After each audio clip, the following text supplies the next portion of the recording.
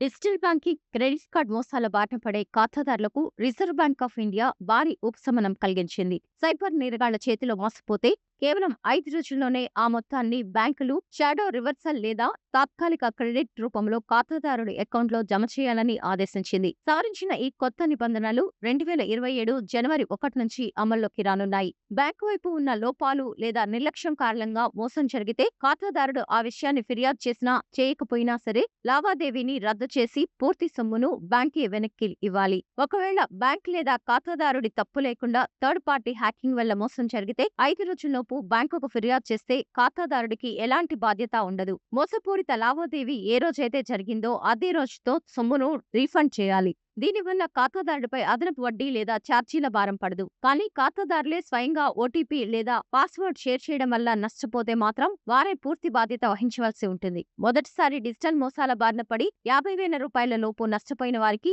జీవితంలో ఒక్కసారి మాత్రమే ప్రత్యేక సదుపాయం వర్తిస్తుంది. ఇందులో నష్టపోయిన మొత్తంలో 85% లేదా గరిష్టంగా 25,000 రూపాయల పరిహారంగా అందుకోవచ్చు. ముఖ్యంగా 29,412 రూపాయల కంటే తక్కువ విలువ గల దేశీయ మోసాల కేసుల్లో 85% పరిహారంలో 65% ఆర్బీఐ భరిస్తుంది. మిగిలిన మొత్తంలో కస్టమర్ బ్యాంకు 10%, బెనిఫిషియరీ బ్యాంకు 10% భరిస్తాయి. ఖాతాదారులు చేసే ప్రతి 500 రూపాయలు లేదా అంతకంటే ఎక్కువ విలువైన ఎలక్ట్రానిక్ లావాదేవీల బ్యాంకులు తప్పనిసరిగా ఉచితంగా తక్షణ ఎస్ఎంఎస్ అలర్ట్లు పంపాలి. 500 రూపాయల లోపు లావాదేవీల అలర్ట్స్ పై బ్యాంకులు సొంత నిర్ణయం తీసుకోవచ్చు, కానీ వాటికి కస్టమర్ల నుంచి ఎలాంటి ఛార్జీలు వసూలు చేయకూడదు. ఈ నిబంధనలను దేశంలోని అన్ని వాణిజ్య, స్మాల్ ఫైనాన్స్, పేమెంట్, కోఆపరేటివ్ బ్యాంకులు తప్పనిసరిగా అమలు చేయాలని ఆర్బీఐ స్పష్టం చేసింది.